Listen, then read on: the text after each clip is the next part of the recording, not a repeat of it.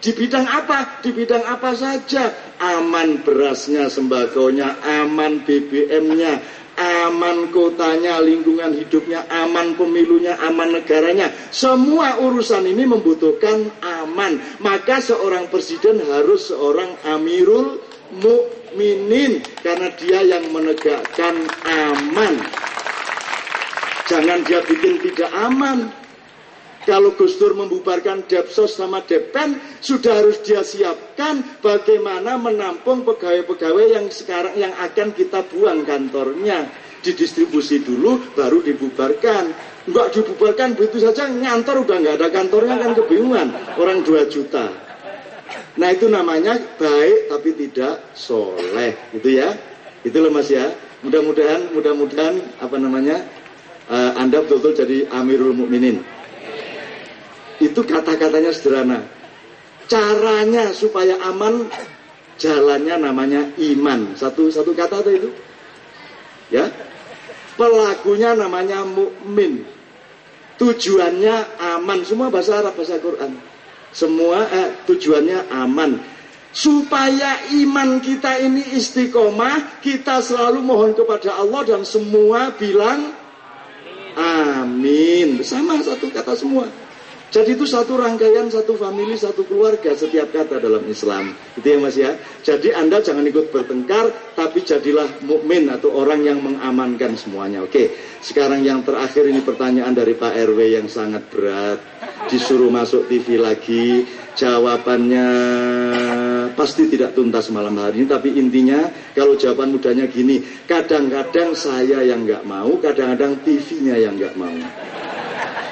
Yang saya nggak mau kira-kira 20%, yang TV-nya nggak mau sama saya kira-kira 80%. Nah makanya kalau sampean bikin TV baru saya berpikir untuk masuk TV kan begitu. Ada TV RW mau saya di sini. Tapi kalau RCTI, Metro TV, Trans TV kan nggak mau dong sama saya. Saya sudah tua, ilmu saya sudah ketinggalan, saya sudah tidak ada efektivitasnya apa-apa, sudah tidak punya kapabilitas, kredibilitas, dan akseptabilitas. Jadi saya tidak marketable, tidak layak pasar, dan tidak akan pernah menarik televisi untuk mengundang saya. Saya kalah sama Dik doang. Jangan marah ya, kira-kira gitu lah. Kalau TV-nya nggak mau saya suruh apa toh Pak. Nomor 2 Pak, masalah TV itu masalah satu Mas Ibu, itu cuma satu bidang dalam kehidupan kita.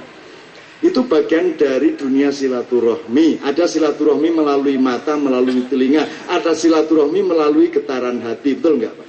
Ada silaturahmi lebih dalam lagi. Kita bisa hadir ke Irian Jaya tanpa hadir wajahnya. Bisa nggak? Saya oleh Allah bisa ditakdirkan hadir pada hatinya anak kecil di Serang, sehingga dia nyari saya umur 5 tahun. Nangis sebelum ketemu saya, sampai orang tuanya gedabikan nyari saya. Begitu ketemu saya, tenang dia pulang bisa tidur, dan sebelum tidur dia selalu menyanyikan Tombo Hati misalnya. Itu kan saya, gimana caranya anak itu kenal saya? Baca buku belum bisa, tapi jadi komunikasi itu macam-macam Pak. Jadi tidak semua orang yang masuk TV itu ada di hatinya orang. Oke? Jadi 1000 kali masuk TV bisa kalah sama 1 kali masuk TV tok. 1 kali tok bisa kalah. Karena apa? Karena silaturahmi itu berlapis-lapis, getaran dan frekuensi itu berlapis-lapis. Sama dengan Pak, sampean paham internet nggak? Nggak ada Pak ya. Jadi kayak SMS tuh Pak. Coba sekarang ini semua orang SMS langsung sampai. Itu kira-kira kalau digambar bagaimana itu larinya huruf segitu banyak. Nah, tidak ada batasnya kalau sudah tingkat frekuensi Pak. Dan itu bisa 5 juta orang sekaligus memasuki satu pintu yang namanya Google atau Yahoo. Itu tidak pakai antri. Semua masuk cepatnya sama. Seluruh dunia. Jadi teknologi modern saja sudah mulai memahami Islam. Bahwa di dalam Islam Anda bisa menempuh komunikasi yang bahkan bisa ditolong oleh Allah dan malaikatnya. Tidak harus selalu melalui metode-metode dan perangkat-perangkat yang dimiliki oleh manusia. Untuk berada di hati manusia itu tidak harus melalui TV, tidak harus melalui buku dan seterusnya. Kalau Allah mengendaki, dia sampai ke hatimu. Rasulullah adalah orang yang terbesar dalam sejarah dan itu diakui oleh sarjana-sarjana barat. Padahal beliau tidak pernah mengiklankan diri. Bahkan beliau selalu mengatakan, mbok wajah saya jangan digambar.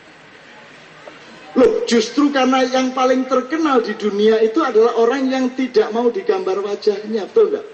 Yang gambar-gambar wajahnya di sepanjang jalan itu tanda bahwa dia tidak terkenal. Kan begitu? Orang yang sudah terkenal tidak perlu pasang gambar gede. Nakhoda perubahan. Nakhoda pembaruan. Hidup adalah perbuatan.